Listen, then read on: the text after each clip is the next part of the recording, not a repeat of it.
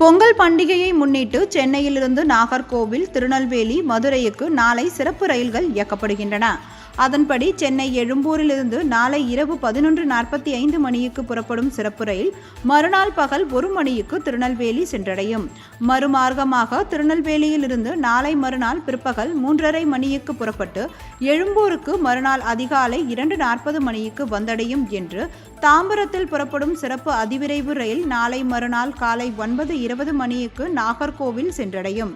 மறுமார்க்கமாக நாகர்கோவிலிருந்து ஞாயிற்றுக்கிழமை நண்பகல் 12 மணிக்கு புறப்பட்டு அதே நாள் நள்ளிரவு 12:05 மணிக்கு தாம்பரம் வந்தடையும் என்று தெரிவிக்கப்பட்டுள்ளது.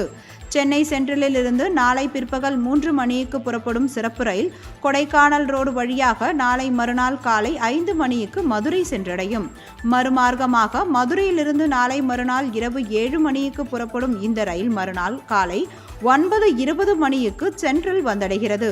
சென்னை எழும்பூரிலிருந்து சனிக்கிழமை காலை 10:45 மணிக்கு புறப்படும் ரயில் இரவு 7:15 மணிக்கு மதுரை சென்றடையும்.